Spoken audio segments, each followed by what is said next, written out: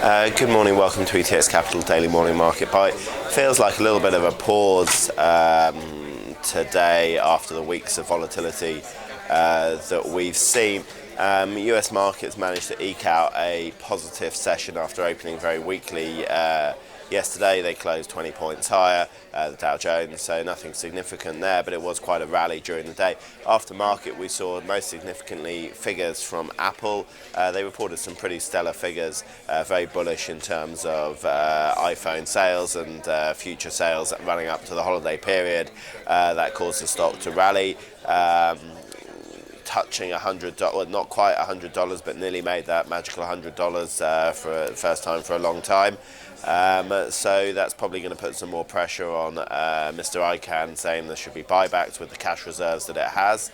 But that, on top of no bad economic news, has been turned around in Asia. We saw a sell-off in Asia last night. Dow Jones futures are trading down 130 points this morning, so looking like a negative session. Also, most significantly, US Treasuries have pulled back and look like they're heading back into the routine we saw last week. So it does feel like the selling and volatility is not over yet. The VIX is down a little bit, but not significantly, so probably brace yourself for further volatility, which leads to nice trading opportunities.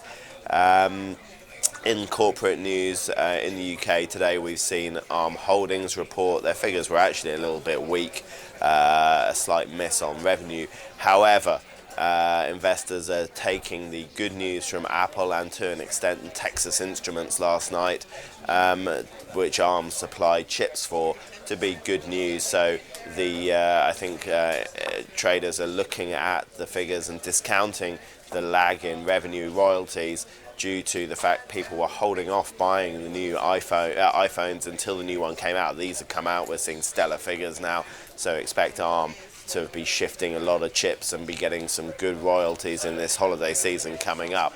The other big corporate news is very sad.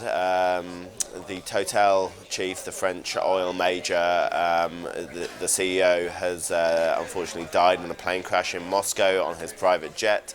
It's emerging that the plane hit a snowplow during takeoff, and there are reports now that the operator of the snowplow was drunk. This has led to comment from Mr. Putin, and I think probably may lead to some destabilization in the Russian market, because Russia's a difficult place to do business too, and then you're going to get, in terms of regulation and government intervention, now there's going to be a safety question in there as well. So it's going to destabilize the Russian market, and unfortunately destabilize Total, with the well-renowned CEO unfortunately passing away. So a period of turmoil there. Our thoughts go out to his family. Guys, have a good day's trading. Plenty of opportunities coming up. Watch euro dollar. It's around the 128 level, bit of technical resistance a bit higher up. We'll speak soon.